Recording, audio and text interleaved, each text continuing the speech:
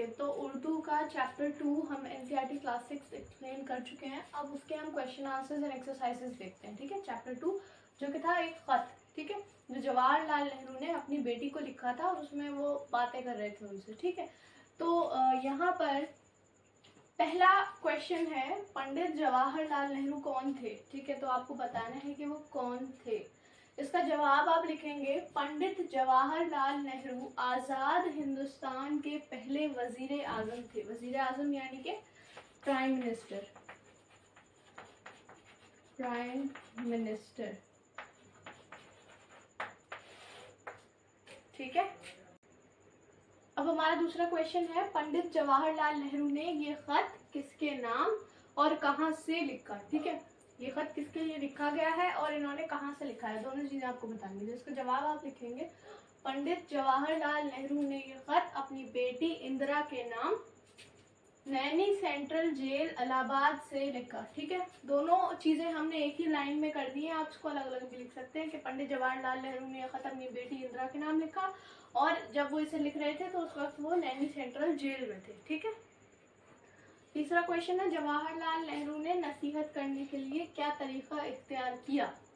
तो क्योंकि वो कह रहे थे कि मुझे नसीहत करना पसंद नहीं है, इसलिए उन्होंने अपनी बेटी को उन्हें कोई बात बतानी थी, तो बेटी को ऐसा ना लगे कि वो ऐसा कह रहे हैं कि तुम्हें ऐसा करना चाहिए और ऐसा नहीं करना चाहिए, बेटी को ऐसा ना लगे कि वो नसीहत कर रहे हैं, इसलिए उन्होंने एक कहानी सुनाई और कहानी के जरिए अपनी बात अपनी बेटी तक पहुंचा दी। वही हमने यहाँ लिखा है, जवाहरलाल नेहरू ने नसीहत करने के लिए कहानी सुनाने का तरीका इख्तियार किया। तरीका इख्तियार करने का मतलब होता है किस तरीके से, किस जरिए से आपने अपना काम किया। ठीक है, अब हम करेंगे क्वेश्चन नंबर 4, दैट इज चीनी सैयाह का क्या नाम था? चीनी जो ट्रैवलर था, चाइनीज ट्रैवलर, उसका नाम आपको बताना है। सो चीनी सैयाह का नाम आपको याद होगा चैप्टर से, का नाम ह्यून सांग था। ठीक है, इतना ही इसका आंसर रहेगा, सिर्फ आपको उसमें नाम बताना है। अब हम करेंगे क्वेश्चन नंबर 5, दैट इज चीनी सैयाह हिंदुस्तान क्यों आया?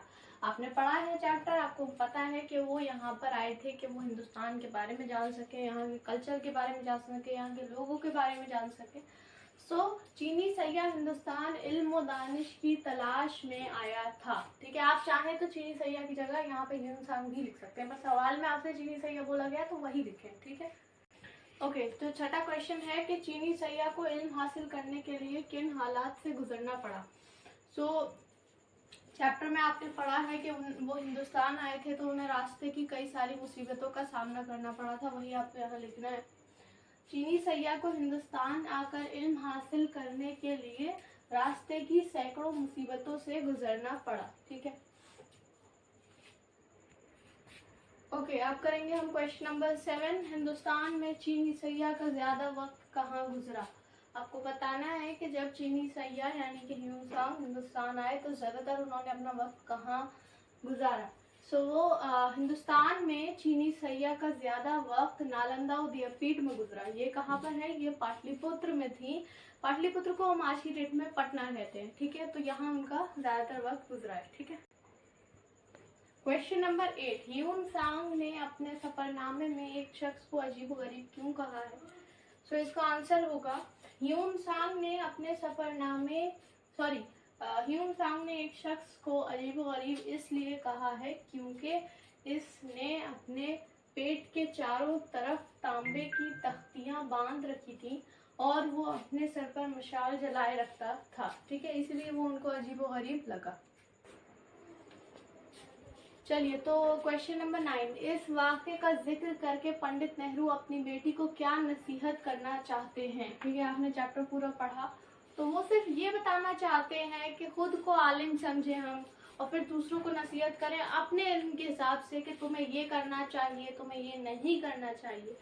तो ये गलत है, हमें ऐसा नहीं करना चाहिए, बल्कि हर इंसान को खुद को आलिम ना समझते हुए हर वक्त ये सोचते रहना चाहिए कि क्या सही है और क्या गलत है। जब वो ऐसा करेगा और वो हर चीज के बारे में सोचेगा तो खुद जो सच्चाई है वो अपने आप उस पर खुल जाएगी। ठीक है, उसे जरूरत नहीं पड़ेगी कि वो किसी से पूछे या किसी को बताए। ठीक है, इसका आंसर आप लिखेंगे, इस वाक़े का जिक्र करके पंडित नेहरू अपनी बेटी को ये बताना चाहते हैं कि दूसरों को नसीहत करने और खुद को आलिम समझने से कहीं बेहतर है कि हर इंसान खुद इस बारे में सोचे कि क्या सही है और क्या गलत।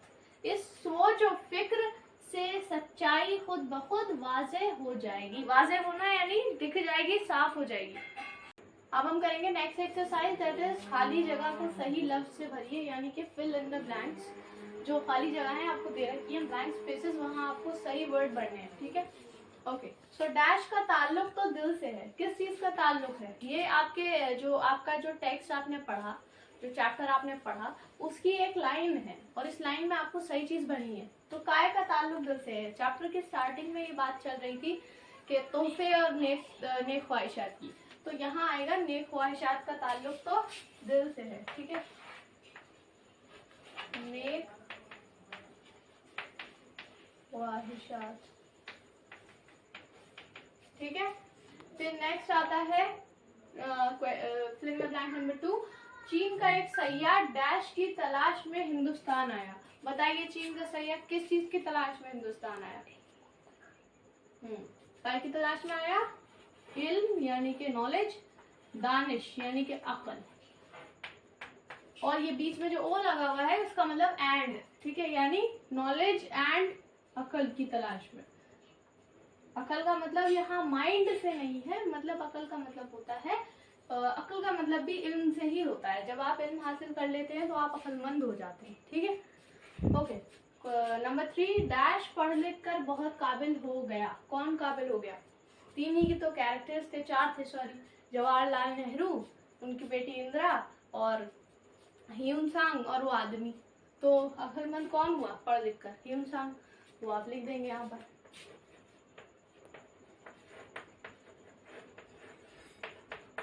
नेक्स्ट है, इसको डैश का खिताब दिया गया। किस चीज का खिताब दिया गया?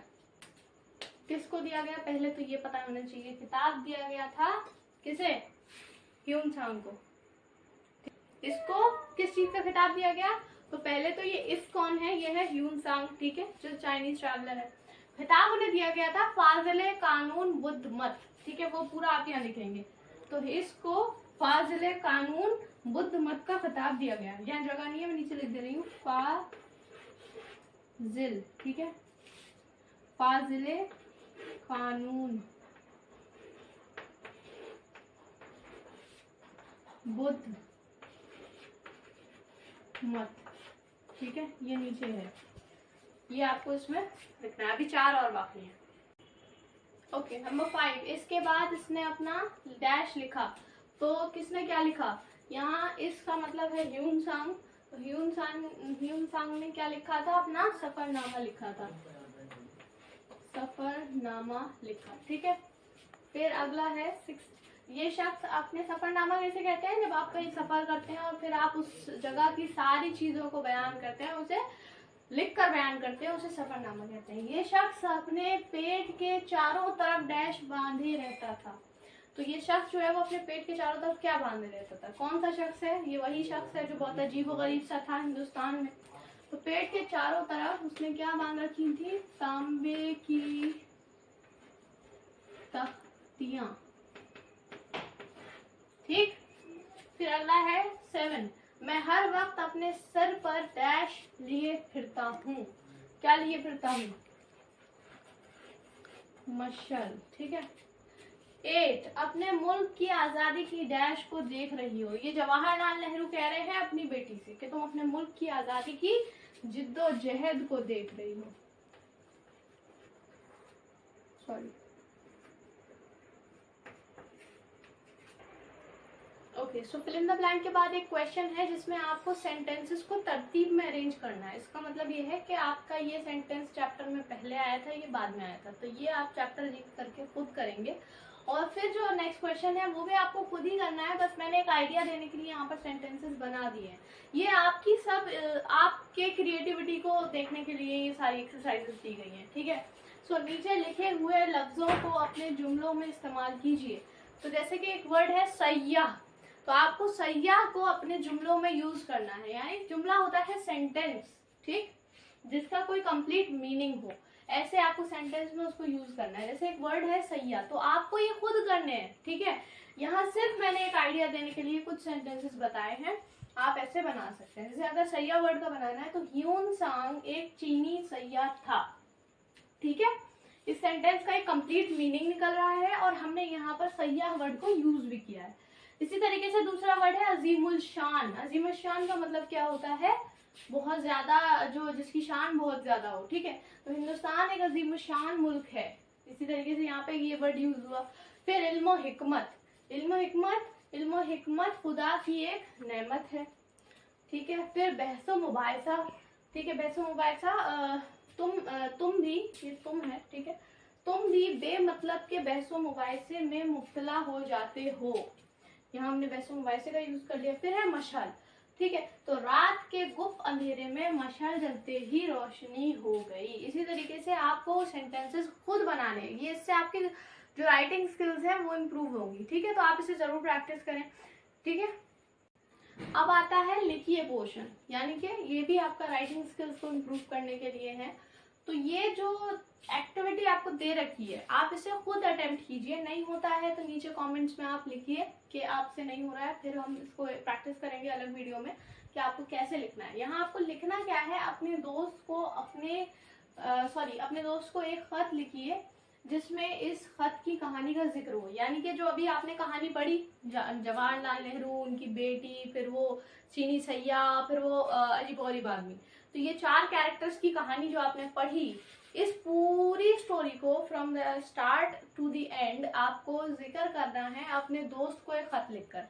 कैसे करेंगे आप, कि आज मैंने एक सबक पढ़ा, ठीक है, उर्दू की किताब का, उसमें ऐसे ऐसे जवाहरलाल नेहरू ने अपनी बेटी को एक खत लिखा था जिसके अंदर उन्होंने ह्यून सांग का जिक्र किया था। ह्यून सांग के सफरनामे में एक अजीब गरीब आदमी का जिक्र था जिसने अपने पेट के चारों तरफ तख्तियां बांध रखी थी, जिसने सर पर मशाल जला रखी थी। और इस तरह आपको अपने दोस्त को पूरी स्टोरी बतानी है। जैसे आप रैंडमली अपने दोस्तों के साथ शेयर करते होंगे कि अगर आपने कोई मूवी देखी तो आप अपने दोस्त को बताते होंगे आज मैंने वो मूवी देखी, उसमें ऐसा हुआ था, ऐसा हुआ था। वैसे ही आपको इस चैप्टर की स्टोरी को भी अपने फ्रेंड्स के साथ डिस्कस करना है, but in a written form, ठीक है। आपको सिर्फ इसको लिखने की कोशिश करनी है कि अगर मैं अपने दोस्त को बता रहा होता तो मैं कैसे बताता, ठीक। तो ये काम आपको खुद करना है। नहीं होता है तो नीचे कमेंट्स में लिखिए, फिर हम इसको प्रैक्टिस करेंगे इन अनदर वीडियो। सो दूसरा क्वेश्चन है याद रखिए। याद रखिए, ये कुछ फैक्ट है जो आपको याद रखेंगे तो अच्छा होगा, ठीक है। जैसे कि यहाँ लिखा हुआ है पाटलिपुत्र का नाम पटना, का नया नाम पटना है, ठीक है। पटना कहाँ है, पटना आज की डेट में बिहार का कैपिटल है, ठीक है, बिहार का कैपिटल है। करेंगे लास्ट टॉपिक, ठीक है, वो है गौर करने की बात। गौर करने की बात में क्या है, मकतूब, खत को मकतूब भी कहते हैं, ठीक है, खुतूत भी कहते हैं, ठीक है, खत की जमा खुतूत हो जाता है। तो ये सारे वर्ड्स वो हैं जिनको आपको कंफ्यूज नहीं करना है। अगर कहीं खुतूत लिखा हुआ है, मकतूब लिखा हुआ है, खत लिखा हुआ है, तो उसका मतलब एक ही है, ठीक है। तो खत को मकतूब भी कहते हैं। इसका ताल्लुक 2 लोगों से होता है, ठीक है। कौन है वो 2 लोग, एक वो जो खत को लिखेगा, खत लिखने वाला, और दूसरा वो जो उस खत को पढ़ेगा, यानी खत पढ़ने वाला, ठीक है। सो खत लिखने वाले को मकतूब निगार कहते हैं, जो कि यहाँ पर पंडित जवाहरलाल नेहरू हैं, ठीक है, इस वाली स्टोरी में। और खत पढ़ने वाले को मकतूब इलय कहते हैं, और यहाँ पर इनकी बेटी मकतूब इलय है। मकतूब इलय माने जो उस जिसके लिए वो खत लिखा गया है, ठीक है। और ये चीज आपको यहाँ पर याद रखनी है। इसके साथ आपका ये चैप्टर हो गया खत्म, ओके। अगर आपको कुछ क्वेरी हो, कुछ समझ ना आया हो, तो आप उसके बारे में अपने कमेंट्स में लिख सकते हैं। और दूसरी चीज़ ये कि अगर आपको चैनल अच्छा लगा, ठीक है, और समझ में आया, तो आप उसको सब्सक्राइब कर लें ताकि आगे आने वाले वीडियोस आप तक पहुंच सके in the form of notification. Okay, thank you.